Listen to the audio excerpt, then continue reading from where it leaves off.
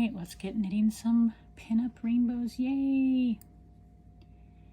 All right, so I have followed the directions and started. You need to start making rainbows anytime after you've got about 20 stitches. Mine, I had to start more because you can't start your rainbow right at the edges. But anyway, all right, so you can see the yarn coming off of my cake. I'm coming to this purple here. I was knitting gray. Now I'm coming to the color burst section of yarn. So by the way, if you're pulling yarn off of your cake, whichever color is closest to your cake, when you're pulling it off, whether you're pulling it from the center, whichever color is closest to your cake is the color that's going to be at the top of your rainbow. So you can plan for that.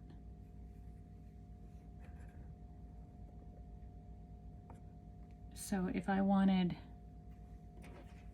pulling from the outside of my cake, but if I wanted my purple to be at the top of my rainbow, I would pull from the inside of my cake, which will reverse the order of the yarn, basically. So there's a helpful tip before you get too far into it. Hopefully it's not too late. All right, so what you do is you're paying attention to the colors coming off of your yarn.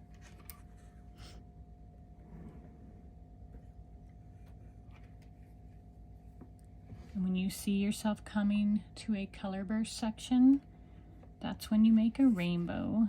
So I will just knit until I get to the purple. Oh, that's going to be annoying, isn't it? Let me see if I can adjust this.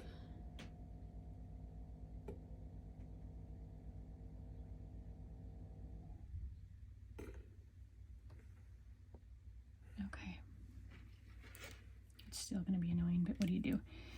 Okay, so I have found with the rainbows that you can knit a couple stitches into your color and it doesn't matter. It's not going to show, and like nobody's going to care. You won't be able to see it.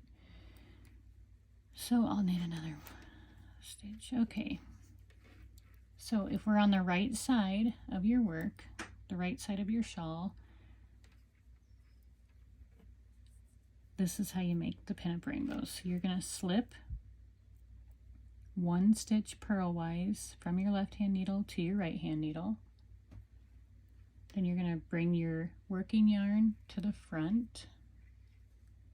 You're going to slip that stitch back to your left hand needle. And then you're going to bring your working yarn to the back. Now you're going to slip 2 stitches, 1, 2, and bring your yarn front. Slip 3 stitches to your left hand needle.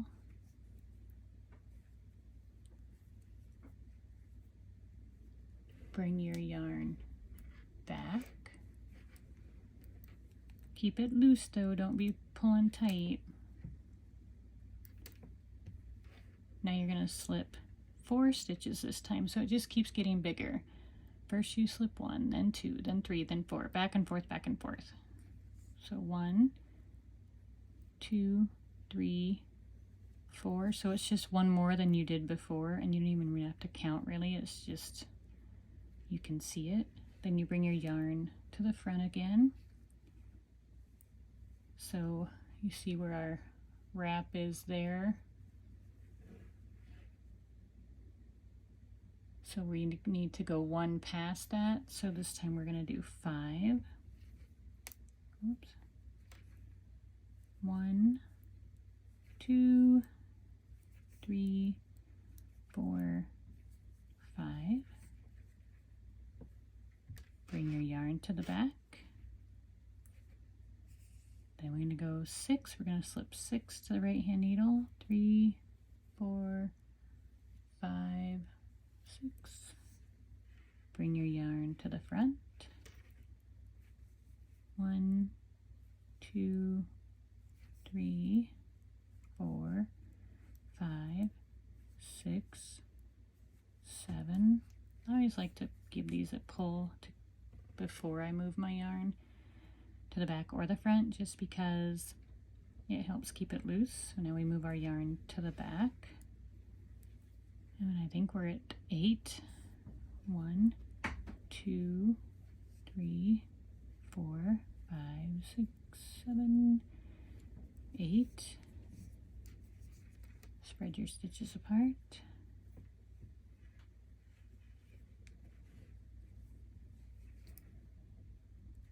Now we're going to slip 9, and this is the last time we do this.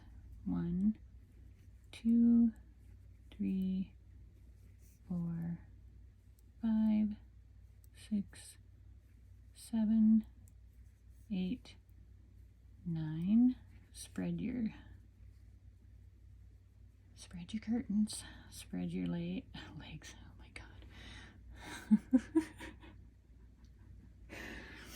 I'm sorry. I would like to say that I'm going to edit that out, but if any of you know me at all, you know that I won't, because I just don't have time. So please forgive that.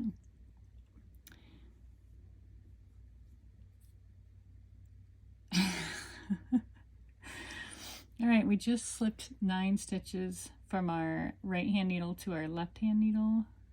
1, 2, 3, 4, 5, 6, 7, 8, 9. Yep. We spread the stitches apart. We're going to bring our yarn to the back, and then we're going to knit all those stitches. 1.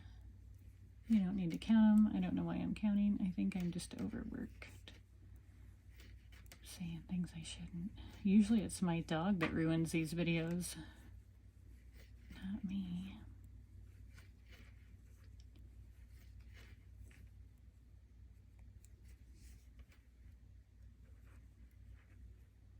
Okay.